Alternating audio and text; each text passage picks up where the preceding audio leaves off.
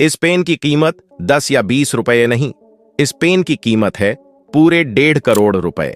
सोने और हीरों से जड़ी यह कलम मुंबई के रोहित पिसाल ने बाबा साहब अंबेडकर के सम्मान में बनवाई है। आखिर एक पेन पर करोड़ों क्यों खर्च किए गए, इसके पीछे की वजह जानकर आपका सीना गर्व से चौड़ा हो जाएगा। चलिए जानते हैं असली सच। मैं आपको इसे एक कहानी के माध्यम से समझाता हूं ताकि आप इसके पीछे के जज्बात को महसूस कर सकें। मुंबई का एक आलीशान दफ्तर। दिसंबर 2025 की एक शाम। रोहित पिसाल अपनी मेज पर बैठे कुछ सोच रहे थे। वे अक्सर सोचते थे कि दुनिया में लोग अपनी दौलत का प्रदर्शन करने के लिए महंगी गाड़ियां खरीदते हैं, बड़े बंगले बनाते हैं या सोने के गहने पहनते हैं।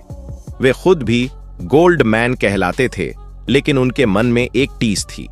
उन्हें बचपन से सिखाया गया था कि शिक्षा वो शेरनी का दूध है, जो पिएगा वो दहाड़ेगा। यह वाक्य बाबा साहेब का था। रोहित ने सोचा, आज मैं जो कुछ भी हूं, जिस कुर्सी पर बैठा हूं और जो व्यापार कर रहा हूं, यह सब उसी संविधान की बदौलत है जो बाबा साहेब ने अपनी कलम से लिखा था। अगर उनके हाथ में वह कलम न होती तो शायद आज मेरा अस्तित्व ही न होता। अचानक उनकी नजर अपनी मेज पर रखे एक साधारण पेन पर पड़ी। उनके दिमाग में एक विचार कौंधा। दुनिया तलवारों को पूजती है, बंदूकों पर गर्व करती है, लेकिन मेरे मसीहा ने तो सिर्फ कलम से क्रांति की थी।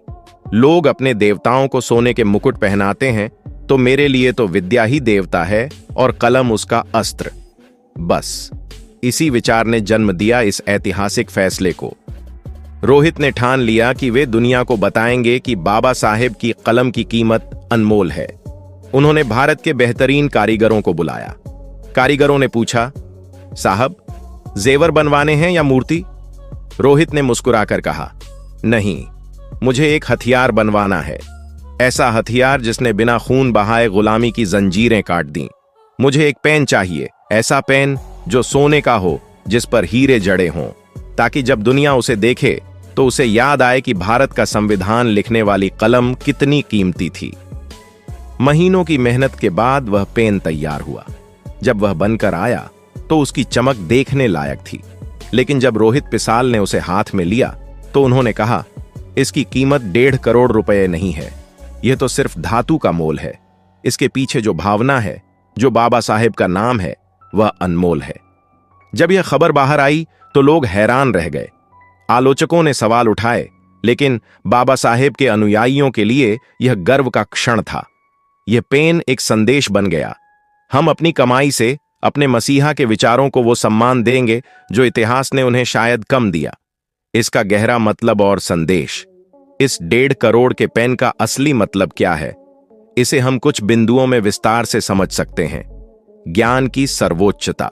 जिस तरह एक योद्धा अपनी तलवार को सजाता है, रोहित पिसाल ने कलम को सजाया। यह बताता है कि अंबेडकरवादी विचारधारा में हिंसा का कोई स्थान नहीं है। वहां सिर्फ शिक्षा और बुद्धि का राज है। आर्थिक सशक्तिकरण। एक समय था जब दलित समाज को संपत्ति रखने का अधिकार नहीं था। आज उसी समाज का एक व्यक्ति, रोहित पिसाल, इतना सक्षम है कि वह करोड़ों का पेन बनवा सकता है। यह बाबा साहेब के उस सपने की जीत है कि तुम भी शासक बनो, तुम भी व्यापारी बनो। यह पेन दलित समाज के आर्थिक उदय का प्रतीक है। कृतज्ञता। यह पेन एक थैंक यू नोट की तरह है। यह उस संविधान निर्माता के प्रति आभार है जिसने करोड़ों लोगों को जीने का अधिकार दिया। नजरिया बदलना। अक्सर दलित प्रतीकों को गरीबी या संघर्ष से जोड़कर देखा जाता है। रोहित पिसाल ने इस पेन के जरिए उस नजरिए को बदल दिया। उन्होंने दिखाया कि अंबेडकरवाद रॉयल भी हो सकता है, भव्य भी हो सकता है और समृद्ध भी। संक्षेप में अगर हम कहें तो रोहित पिसाल द्वारा बनवाया गया डॉक्टर अंबेडकर के नाम का यह 1.5 करोड़ का पेन महज एक विलासिता की वस्तु नहीं है। यह एक वैचारिक हुंकार है। यह दुनिया को चीख चीख कर बता रहा है कि भारत के इतिहास में सबसे कीमती चीज अगर कोई थी तो वह स्याही थी जिससे भारत का संविधान लिखा गया। इस पेन के माध्यम से रोहित पिसाल ने कहना चाहा है, सोना तो खदानों में मिल जाता है, लेकिन बाबा साहेब जैसा ज्ञान और दृष्टि ढूंढना असंभव है। यह पेन उनके चरणों में मेरी तुच्छ भेंट है। यह घटना हमें सिखाती है कि हम अपने नायकों का सम्मान कैसे करते हैं। यह हमारी सोच को दर्शाता है। किसी ने मूर्ति बनवाई, किसी ने किताब लिखी, लेकिन रोहित पिसाल ने कलम को सोने में मढ़कर यह साबित कर दिया कि असली शक्ति विचारों में ही होती है। रोहित पिसाल के लिए डॉक्टर बाबा साहब अंबेडकर सिर्फ एक आदर्श या महापुरुष नहीं, बल्कि उनके वजूद और सफलता के असली आधार स्तंभ हैं। उनका स्पष्ट मानना है कि आज एक दलित व्यवसायी के रूप में उनके पास जो भी धन दौलत, शोहरत और सामाजिक प्रतिष्ठा है, वह सब केवल बाबा साहेब द्वारा लिखित संविधान और उनके द्वारा दिलाए गए अधिकारों की बदौलत है।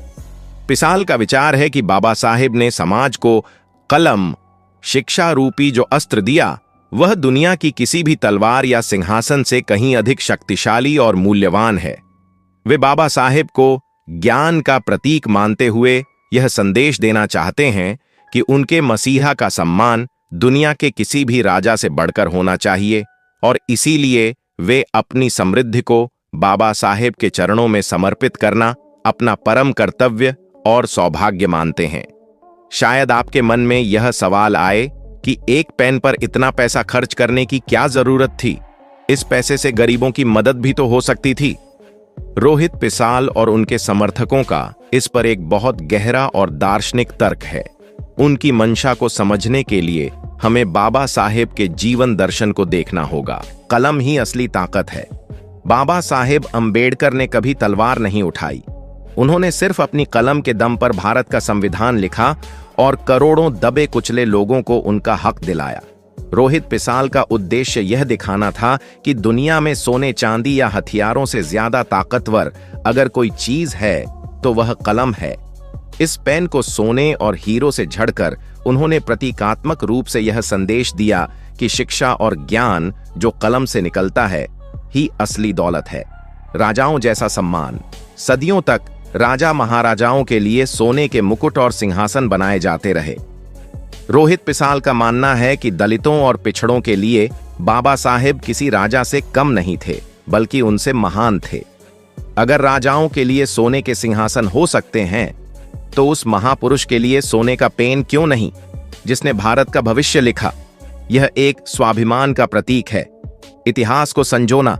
यह पेन आने वाली पीढ़ियों को याद दिलाएगा कि एक समय ऐसा भी था जब समाज ने बाबा साहेब के कलम की ताकत को इतना सम्मान दिया कि उसे सोने और हीरो में मढ़ दिया।